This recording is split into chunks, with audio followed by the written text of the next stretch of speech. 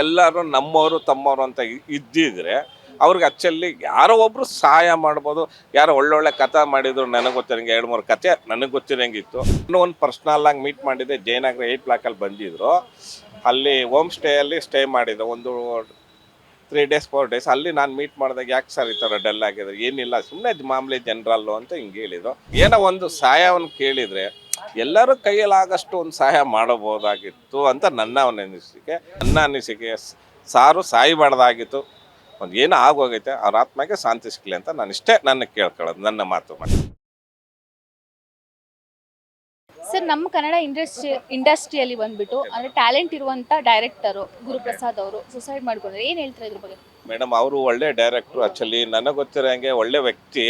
But ಏನಾಗುತ್ತೆ ಏನಂತ ಗೊತ್ತಿಲ್ಲ, ಒಂದು 4 ವರ್ಷ 5 ವರ್ಷದಿಂದ ಸ್ವಲ್ಪ ಡಲ್ ಆಗಿದ್ರೆ, ನಾನು ಒಂದು ಪರ್ಸ್ನಲ್ ಆಗಿ ಮೀಟ್ ಮಾಡಿದ್ದೆ, ಜಯನಗರ 8 ಬ್ಲಾಕಲ್ಲಿ ಬಂದಿದ್ರು. ಅಲ್ಲಿ ಹೋಮ್ ಸ್ಟೇಯಲ್ಲಿ ಸ್ಟೇ ಮಾಡಿದ್ರು ಒಂದು 3 ಡೇಸ್ 4 ಡೇಸ್. ಅಲ್ಲಿ ನಾನು ಮೀಟ್ ಮಾಡಿದಾಗ, ಯಾಕೆ ಸರ್ ಈ ಥರ ಡಲ್ ಆಗಿದ್ರು? ಏನಿಲ್ಲ, ಸುಮ್ಮನೆ ಮಾಮೂಲಿ ಜನರಲ್ಲು ಅಂತ ಹಿಂಗೆ ಹೇಳಿದ್ರು. ಬಟ್ ಅದೇನಾಗಿದೆ ಅಂತ ನನಗೆ ಗೊತ್ತಿಲ್ಲ. ಒಟ್ಟಲ್ಲಿ ಹಿಂಗೆ ಆಗಬಾರ್ದಾಗಿತ್ತು, ಆಗಿದ್ದಾರೆ. ತುಂಬ ಒಳ್ಳೆ ವ್ಯಕ್ತಿ. ಅವರೇನಾಯಿತು ಒಳಗಡೆ ಏನು ಗುಟ್ಟಂತ ನಮಗೆ ಗೊತ್ತಿಲ್ಲ. ನನಗೆ ಗೊತ್ತಿರೋಂಗೆ ಒಳ್ಳೆ ವ್ಯಕ್ತಿ ಅಂತ ನನ್ನ ಮಾತು ಪ್ರಕಾರ ಒಳ್ಳೆ ಅನಿಸಿಕೆ ಐತೆ ಅಂತ. ಬಟ್ ಒಳಗಡೆ ಏನೈತೆ ಅಂತ ಗೊತ್ತಿಲ್ಲ. ನಾನು ಅದು ಡೈರೆಕ್ಟ್ರು ಇರಬೇಕಾಗಿತ್ತು. ಏನೆಲ್ಲ ಇಂಡಸ್ಟ್ರಿ ದೊಡ್ಡದಾಗೈತೆ, ಎಲ್ಲರೂ ಏನೋ ಒಂದು ಸಹಾಯವನ್ನು ಕೇಳಿದರೆ ಎಲ್ಲರೂ ಕೈಯಲ್ಲಾಗಷ್ಟು ಒಂದು ಸಹಾಯ ಮಾಡಬಹುದಾಗಿತ್ತು ಅಂತ ನನ್ನ ಒಂದು ಅನಿಸಿಕೆ. ಬಟ್ ಏನಾಗಿದ್ರೆ ಒಂದು ಮಾತು ಹಂಚ್ಕೋಬೇಕಾಗಿತ್ತು ಎಲ್ಲರ ಹತ್ರನೂ.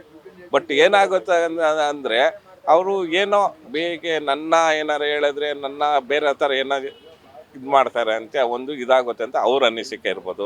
ಯಾರೋ ಒಬ್ಬರು ಏನೋ ಒಂದು 25 ಲಕ್ಷ ಕೊಟ್ಟು ಚೆಕ್ಕದಂತೆ, ಅದರಿಂದ ಒಂದು ಅಪ್ಸೆಟ್ ಆಗಿರ್ಬೋದು. ಅದು ಮಾಮೂಲಿ ಸಹಜ ಬಿಡಿ, ಎಲ್ಲರೂ ಬಂದೇ ಇರುತ್ತೆ, ಏರುಪೇರು ಇದ್ದೇ ಇರ್ತದೆ. ಬಟ್ ಏನಾಗೈತೆ ಅಂದರೆ ಒಂದು ಅನಿಸಿಕೆ, ಒಂದು ನಮ್ಮ ಜಗ್ಗೇಶ್ ಅಣ್ಣವ್ರ ಹತ್ರ ಒಂದು ಡಿಸ್ಕಸ್ ಮಾಡ್ಬೋದಾಗಿತ್ತು, ನಾಣಿ ಹತ್ರ ಒಂದು ಡಿಸ್ಕಸ್ ಮಾಡ್ಬೋದಾಗಿತ್ತು. ಇನ್ನು ಅನೇಕ ಕಲಾವಿದ್ರ ಹತ್ರ ಒಂದು ಮಾತಾಡಿದ್ರೆ ಏನಿಲ್ಲ, ಒಂದು ಕಷ್ಟ ಅಂತ ಹೇಳ್ಕೊಂಡ್ರೆ ಯಾರು 10 ರೂಪಾಯಿ ಜಾಗದಲ್ಲಿ 1 ರೂಪಾಯಿನಾರ ಕೊಟ್ಟೇ ಕೊಡ್ತಾರೆ. ಬಟ್ ಏನಾಗುತ್ತೆ, ಅವ್ರು ಹೇಳ್ಕೊಂಡಿಲ್ಲ ಅಷ್ಟೇ. ಅದು ನನ್ನ ಅನಿಸಿಕೆ.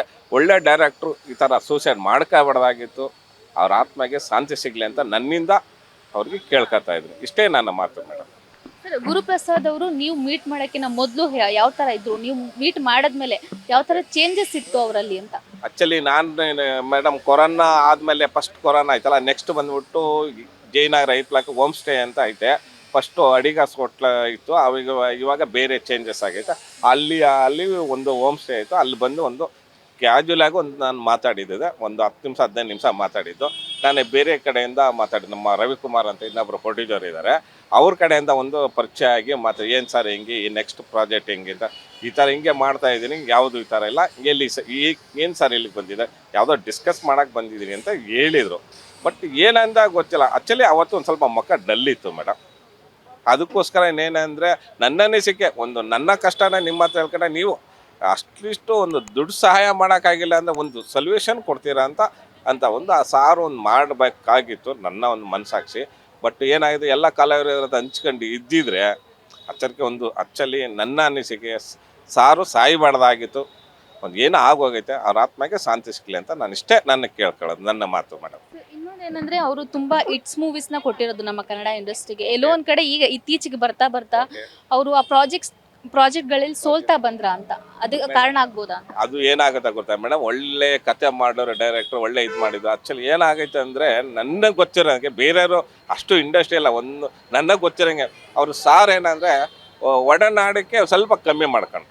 ಫಿಲಮ್ ಇಂಡಸ್ಟ್ರಿ ಯಾರೋ ಪ್ರೊಡ್ಯೂಸರ್ ಆಗಲಿ, ಇನ್ನೊಬ್ಬರಾಗಲಿ, ಮತ್ತೊಬ್ಬರಾಗಲಿ, ಅವ್ರನ್ನ ಒಂದು ಸ್ವಲ್ಪ ಏನಾಗಿದ್ರೆ ಸ್ವಲ್ಪ ದೂರ ಇದು ಮಾಡ್ಕೊಂಡ್ರು. ಅದೇನಾಗುತ್ತೆ, ಎಲ್ಲರೂ ನಮ್ಮವರು ತಮ್ಮವರು ಅಂತ ಇದ್ದಿದ್ರೆ ಅವ್ರಿಗೆ ಆ್ಯಕ್ಚುಲಿ ಯಾರೋ ಒಬ್ಬರು ಸಹಾಯ ಮಾಡ್ಬೋದು. ಯಾರೋ ಒಳ್ಳೊಳ್ಳೆ ಕಥೆ ಮಾಡಿದ್ರು, ನನಗೆ ಗೊತ್ತಿರೋಂಗೆ 2-3 ಕತೆ ನನಗೆ ಗೊತ್ತಿರೋಂಗಿತ್ತು. ಬಟ್ ಅದರಲ್ಲಿ ಅವ್ರಿಗೆ ಗೊತ್ತಿರೋಂಗೆ, ಸಾರ್ ಗೊತ್ತಿರೋಂಗೆ ಪ್ರೊಡ್ಯೂಸರ್ ಹತ್ರ ಒಂದು 2-3 ಜನ ನನಗೆ ಗೊತ್ತಿರೋರು, ಅವ್ರ ಹೆಸ್ರು ಹೇಳೋದು ಬೇಡ, ಅವರು ದೊಡ್ಡ ಇಂಡಸ್ಟ್ರಿಯಲ್ಲಿ ಇದ್ದಾರೆ, ಅವ್ರ ಹೆಸ್ರು ಹೇಳೋದು. ಅವ್ರ ಹತ್ರ ಹೋಗಿ ಡಿಸ್ಕಸ್ ಮಾಡಿದರೆ ಏನೋ ಏನಿಲ್ಲ, ಒಂದು ನನಗೆ ಗೊತ್ತಿರೋಂಗೆ ಡೈರೆಕ್ಟ್ ಮಾಡೋದು ಬೇಡ, ಒಂದು ಇದು ನನ್ನ ಹತ್ರ ಕಥೆ ಐತೆ, ನೀವು ಮಾಡಿ, ಅದೇನೈತೆ ನನಗೆ ಕೊಡಿ, ಇಲ್ಲಾಂದ್ರೆ ನಿಮ್ಗೆ ಅಷ್ಟೇನು ಡೈರೆಕ್ಟ್ ನಾನು ಮಾಡ್ತೀನಿ ಅಂತ ಮಾಡಿದ್ರೂ ಏನಿಲ್ಲ ಮೇಡಮ್. ಇವಾಗ ಏನಿಲ್ಲ, ನಮ್ಮ ಭಾಳ ದುಃಖ ಸಂಗತಿ ಅಷ್ಟೇ ಮೇಡಮ್ ನಾನು ಹೇಳೋದು. ಇವಾಗ ಅವರು ಸತ್ತ ನಂತರ ಒಂದಷ್ಟು ಊಹಾಪೋಹಗಳ ಅಥವಾ ನಿಜನ ಏನೋ ಗೊತ್ತಿಲ್ಲ ಒಂದಷ್ಟು ಹೇಳಿಕೆಗಳು ಬರ್ತಾ ಇದೆ, ನೀವು ನೋಡ್ತಿರ್ಬೋದು, ಏನ್ ಹೇಳ್ತೀರಾ ಅದ್ರ ಬಗ್ಗೆ ಎಲ್ಲ? ಮೇಡಮ್ ಅದ್ರ ಬಗ್ಗೆ ನನಗೆ ಗೊತ್ತಿಲ್ಲ ಮೇಡಮ್. ಅದು ನೋಡಿ ಮೇಡಮ್, ಬದುಕಿದ್ದಾಗೆ ಒಂಥರ ಮಾಡ್ತಾರೆ, ಸತ್ತಾಗೆ ಒಂಥರ ಮಾತಾಡ್ತಾರೆ. ಅದು ಜನಗಳ ಏನಾಗುತ್ತೆ, ಎರಡು ಮುಖ, ಒಂದು ನಾಣಿ ಎರಡು ಮುಖ ಇದ್ದಂಗೆ. ಅದು ಸಹಜ ಅದು ಮಾತಾಡೋದು. ನೀವಾಗಲಿ ನಾವಾಗಲಿ ಮಾತಾಡೋದೆ. ಬದುಕಿರಾಗ ಒಂಥರ ಅಯ್ಯೋ ಹಂಗೆ ಹಿಂಗಿದೆ, ಸತ್ತ ಮೇಲೆ ಅಯ್ಯೋ ಈ ಥರ ಆಗೋಗುತ್ತೆ ಅಂತ ಹೇಳ್ತಾರೆ. ಅವ್ರವ್ರ ಕಷ್ಟ ಅವ್ರವ್ರಿಗೆ ಗೊತ್ತು. ಬಟ್ಟು ಏನಾಗುತ್ತೆ, ಜನಗಳು ಮಾತಾಡೋ ರೀತಿಗೆ ಅದು ಬೇಡ ಮೇಡಮ್, ಪಾಸ್ ಮಾಡಿ. ಓಕೆ, ನೆಕ್ಸ್ಟ್ ಇನ್ನೇನಾರು ಕೇಳೋ ಇದೈತಾ? ಇಲ್ಲ ಸರ್, ಅಷ್ಟೇ. ಅದೇ ನಮಗೂ ಅದೊಂದು ಇದೆ ಸರ್, ಅಷ್ಟು ಟ್ಯಾಲೆಂಟ್ ಇರುವಂತ ಡೈರೆಕ್ಟರ್ ಅವರೇ ಸುಸೈಡ್ ಮಾಡ್ಕೊಂಡ್ರು ಅಂದ್ರೆ ಇನ್ನು ನಾರ್ಮಲ್ ಪೀಪಲ್ಸ್ ಯಾವ ತರ ಇರ್ಬೋದು ಅಂತ. ಮೇಡಮ್ ಏನಾಗುತ್ತೆ ಅಂದರೆ ನೋಡಿ ಮೇಡಮ್, ಯಾವತ್ತಾಗಲಿ ಅವರು ಪಬ್ಲಿಕ್ ಪ್ರಾಪರ್ಟಿ, ಎಲ್ಲ ಜನ ಸಂಪರ್ಕ ಇರಬೇಕು. ಪ್ರೊಡ್ಯೂಸರ್ನ ಒಳ್ಳೆ ರೀತಿ ನೋಡಬೇಕು, ಕಲಾವಿದರು ಒಳ್ಳೆ ರೀತಿ ಮಾತಾಡ್ಕೋಬೇಕು. ಎಲ್ಲ ಸಂಬಂಧ ಇಟ್ಕೊಂಡ್ರೆ ಆ್ಯಕ್ಚುಲಿ ಎಲ್ಲ ಸಂಬಂಧ ಬೇಡ ಅನ್ಕೊಂಡು ಹೋದರೆ ಲಾಸ್ಟಿಗೆ ಏನೇ ನನ್ನ ಕಷ್ಟ ಇದೆ ಅಂತ ಅವ್ರು 4 ಜನ ಕೇಳ್ಕೊ, ಅವ್ರು ಸಾರಿ ಹೇಳ್ಕೊಂಡಿಲ್ಲ ಅಷ್ಟೇ. ಬಟ್ ಹೇಳ್ಕೊಂಡಿದ್ದಿದ್ರೆ ಚೆನ್ನಾಗಿರ್ಬೋದು ಅಂತ ನನ್ನ ಅನಿಸಿಕೆ ಮೇಡಮ್, ಅಷ್ಟೇ madam. Okay. Beat plus Karnataka.